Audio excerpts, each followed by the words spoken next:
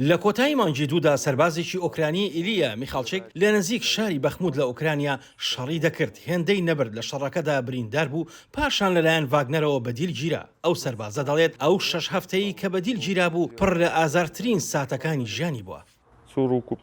ئەو کاتە ئەم قۆڵەم خەریک بوو بە تەواوەتی ببێتەوە بە ڕادەیەکی خراپ خوێنی لێدەهات. میخالچێک لەو باوەڕەدایە ئەگەر لە کاتی دیلەکەیدا یارمەتی پزیشکی پێویستی وەرگرتایە دەکرا قۆڵی چەپی لەدەست نەدایە.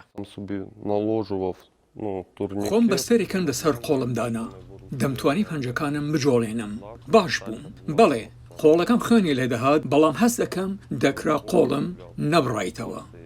ئەو دەڵێت لەگەڵ دیلەکانی دیکەدا لە ژەرزەمینێکە دەست بەسەر بووە بە دەگمەن دەرمانێکی ئازار شتێنی دەستکەوتووە هەندێک جار مەرهەمی برینەکەی بۆ دەهات پشتگیری هاوڕەکانی یارمەتی دەربووە بۆ ئەوەی بەرگەی ئەو ئازارە بگرێت. لە قۆناغێکدا پزیشکێکی بە ئەزمموی ئۆکرانیمان بینی ئەویش دیل بوو تەداوی کردین و برین پێچەکانی دەگۆڕین دەرزی ئازارشکێنی پێدەداین بەڕاستی بەختمان هەبوو.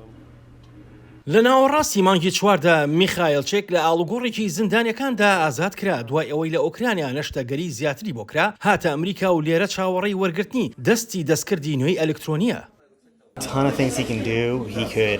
دەتوانێت زۆر شتیان پێ بکات هەموو شتێک هەر لە چێشت لێنانەوە بگرە تا پاکردنەوە ئەنجامبانی کارەکانی لە ماڵەوە.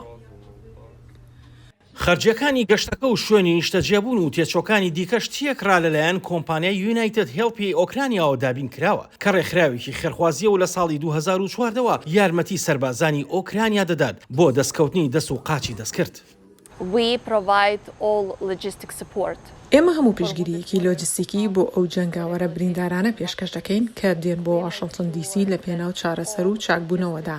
ئێمە دڵنیایان دەکەینەوە کە هەموو خەرجی لۆجستیکی و تێچوونی دەگرین ئاستۆ کاتێک دەگەن ئەمریکا.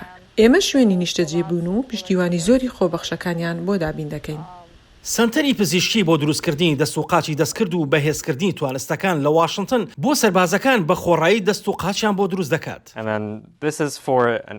ئەم قۆڵە ئەمە لە ڕاستیدا یەکێکە لە قۆڵەکانی ئیلیا بە شێوەیەکی گشتی شوێنی قۆڵەکەی ئەوە شوێنی بزوێنەکانی قۆڵەکە لێرەوە پارچە و وایەرەکانی دیکەشی بۆ دانراوە بۆ ئەوە یارمەتی دەربێت بۆ ئەنجامدانی ئەرکەکانی.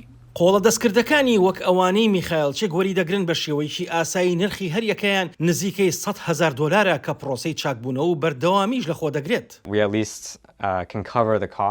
ئێوە دەزانن ئەمان پێشتر لەکوێ بوون توانیوانە چی بکەن ئێستاش لێرن لە هەوڵی ئەوادان یارمەتیان بدەن تا چاک ببنەوە هەرچیان پێدەکرێت لە پێناو چاکبوونەوەی ئەوان دایدەیکەن ئەمە کارێکی زۆر ژیان بەخش و بەخشندەیە.